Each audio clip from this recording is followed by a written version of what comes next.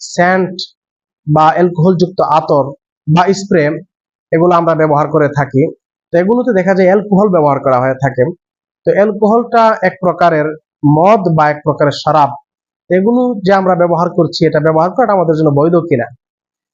এখানে যারা গবেষক তারা গবেষণা করে দেখেছেন যে আসলে স্যান্ড বা আতর ইত্যাদি যে অ্যালকোহলটা থেকে তৈরি হয়, সেই অ্যালকোহলটা মূলত আঙ্গুর বা খেজুর থেকে তৈরি নয়। ইমাম আবু হানিফা রাহমাতুল্লাহ আলাইহির মতে ওই শরাবই হারাম যেটা আঙ্গুর বা মদ থেকে তৈরি হয়, অন্য কিছু থেকে তৈরি হলে সেটা হারাম নয়। তাই ইমাম আবু হানিফা রাহমাতুল্লাহ আলাইহি মাযহাব অনুযায়ী এই ধরনের অ্যালকোহল ব্যবহার করাটা সাধারণত হারাম না।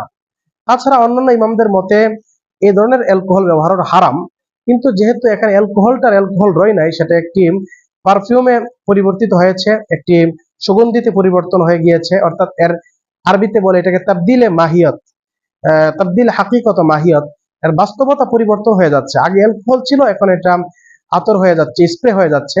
তাই তাবদিলে হাকিকতের কারণে এর হুকুমে পরিবর্তন আসবে, অর্থাৎ এটার বাস্তবতাটা পরিবর্তনের কারণে এর হুকুমে পরিবর্তন আসবে। তা আগে হারাম ছিল, এখন এটা হালাল হয়ে যাবে। তাই স্প্রে, এই ধরনের আতর ইত্যাদি ব্যবহার করা যায়। তবে যদি কোনো স্থানে সন্দেহ থাকে, একজন মুমিনকে অবশ্যই সন্দেহের স্থান থেকে বেঁচে থাকাটা কর্তব্য, সন্দেহ থেকে বেঁচে থাকতে হবে। তাই আমাদের দেশে অনেক আতর পাওয়া যায় যে আতরগুলোতে লেখা থাকে যে খালিন আনিল কোহল বা অ্যালকোহল মুক্ত। এই আতরগুলো আমরা ব্যবহার করতে পারি। সেন্টগুলোতে সাধারণত অ্যালকোহল থাকে, যথাসম্ভব এড়িয়ে চলার চেষ্টা করাই ভালো। এরপরেও যদি কেউ ব্যবহার করে সেটা হারাম হবে না, ব্যবহার করা যেতে পারে।